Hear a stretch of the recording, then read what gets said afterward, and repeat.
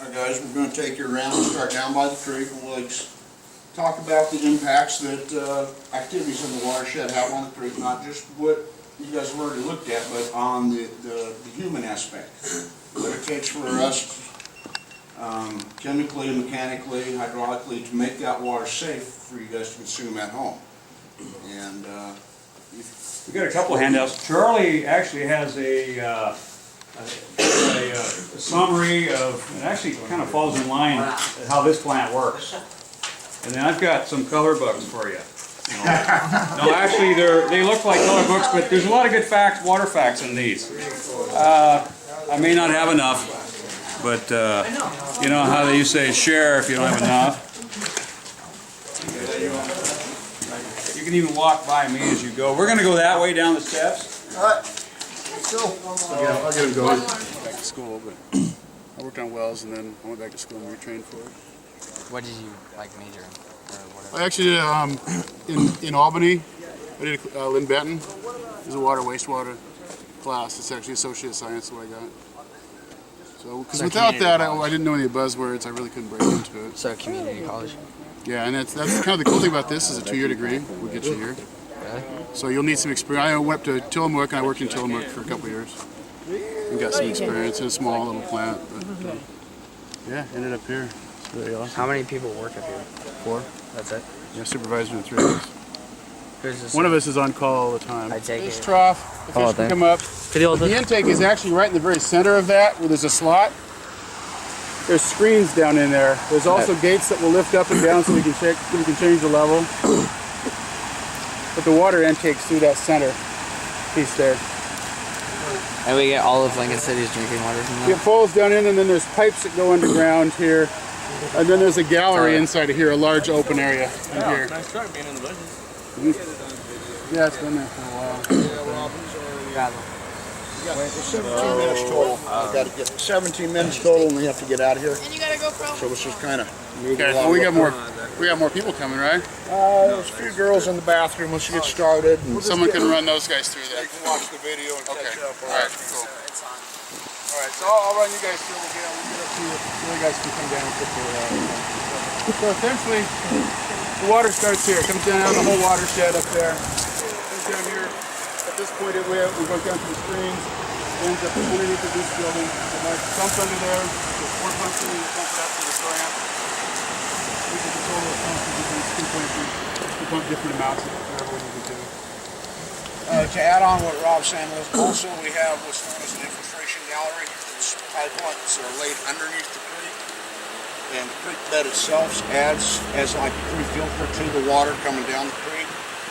The drawback with it is that it tends to change the pH dramatically, make it go swing to the acidic side, and which just means that we have to start adding more chemicals to make the water bacteria neutral, safe to drink. And our goal is to add as little as possible to the water to make it safe. Anyway, I'll get out and follow on. So I don't know if you guys have any questions about this. If this makes sense to you guys. Well, where are you sucking the water from? In the channel in the middle? The channel in the middle, there's actually screens in there. Channel? Okay, you see how there's stainless steel screens in there. I see. They set aside those bulb valves for stainless steel screens. There's actually a bag to the water comes in that center tunnel, goes into the side, and there's pipes that collect underneath of it and bring it into the standard building. All right, you get that? And that's back. What? Like where it has the bulb outs where it pops out, the concrete does. Inside of there, there's little screens. So in that middle channel, the water seeps into the screens. Yeah, it's like 4 feet deep. Yeah, it goes down to the pipes, and that's how they get it. And it comes up into here. Oh, frick. So it goes up through there, all the way through there. In the middle right there. Under the ground. Under this ground, all the way through tubes, into that thing. And then during winter storms, And then they all do that stuff. We use the whole city's demand for a 24-hour period in about 8 hours. So is this a regulator right here? That's, yeah, this is an automatic control valve that regulates the water coming directly from the top of the creek. then there's a series of controls. There's pumps here, there's another control valve on the other side that will control how much of this water we're sending into the plant. Is that pretty steady, or do you have to change it up? And has that changed? It depends on what we want to accomplish. If it's a very stormy winter day, if a lot of turbidity in the creek, a lot of organic matter, we'll close this way down and only use 20-30% of the creek water, and put all the rest off the gallery, and then slow the flow into the plant way down real slow to give the water lots of time for the stuff to settle out. And at that point, we may run 24 hours a day. Okay, this time of year, we've got great water coming in right now. We can be done in 8 hours. What's inside of it? That's just a motor with a gear head, and there's a long shaft that runs into a valve that's buried way about 20 feet down. So this be like a manual shut-off? I'm sorry? Will this be like a manual shut-off? That's a manual override. Yeah. Any other questions, or we can walk the Usage of it, or do you guys still use this type? No, we still use this type. This is ductile iron with a it's basically a cement lining in them, kind of a gunite. It's very durable. He was talking earlier about how high the pressure is, so you'd have to have something that can stand all that. Actually, the PVC pipe will stand just about as much pressure as the ductile will, and the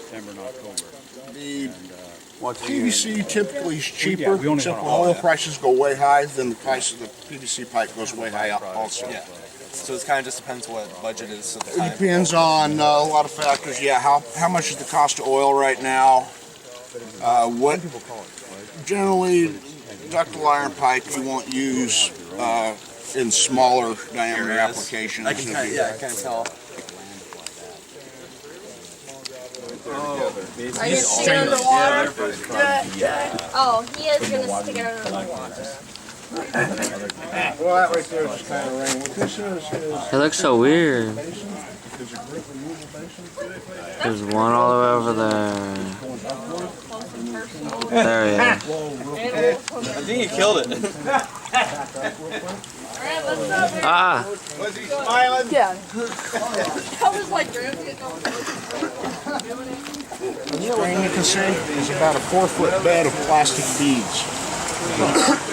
What happens is as the water comes in from the pump station we just left, will come into this building. And here's where we start the chemical process. We'll add a small amount of aluminum sulfate. And what happens is that organic matter in your water has a natural negative charge to it. Aluminum sulfate has a natural positive charge, so it's like two magnets that just attract. And with this coating of aluminum sulfate on it, as they bump into other particles, they start sticking together. And as they do, they start growing, they form a flock, and I don't know, if you look hard, you can see little pinpoint flock. But it's not just kind of helps get rid of it when it Right. over. Well, the flock will start sticking together and will get big and will get heavy and start dropping out. And this is like a pre-filter. It will trap about 80% of all... Yeah, you can see all the sediment. Right. It's trapped at about 80% of coming in. Some of the smaller stuff that hasn't really formed up big yet is being carried over into the sediment basins. And to settle out.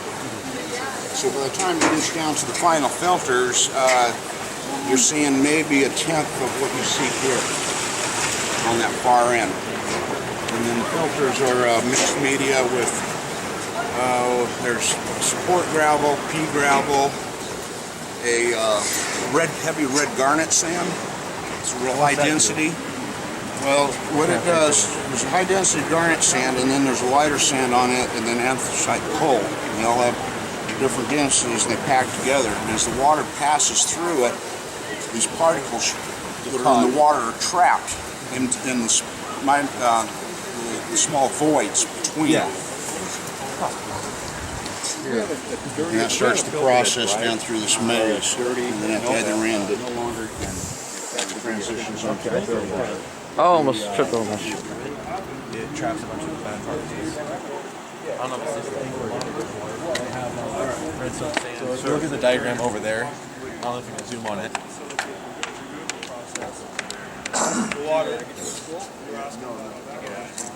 Got it. Okay, well anyways, what they do is they have 5 different types of sand, or ground up, particles. So they have the charcoal, they have regular sand, they have redstone sand, and they have different layers of it. So when the water trap seeps through it, different bad particles will get trapped in it, in between the gaps, the air gaps, and then that's how they clear out the water for when it keeps on going. Very good at pond. We'll pump the solids out to the drying bed, and believe it or not, here on the Oregon coast we can actually achieve drying. Is there a 2-minute warning? Okay. So that's, a lot of people look at that and go, oh, that's in our drinking water? Well, no, that's not in our drinking water. That's actually what we've been able to achieve in removal through these 3 different barriers of process. Using aluminum sulfate, I understand. Correct. Yep, positively charged. Yep. Positive, the ions, the aluminum ions are those cat ions, 3+ ions, and they attract the dirt particles that are anions. Is that right? Nice. Is that chemistry? Did you understand? That's at its most. All right. One quick thing I was going to show you. This is kind of the effect that we experienced from forced practices in the past. This was a storm in '99 and 2000. This water right here was what the creek looked like. That was over 4,000 NTUs coming into the plant. The final one on the left was the product we were able to send to town that day, even given that.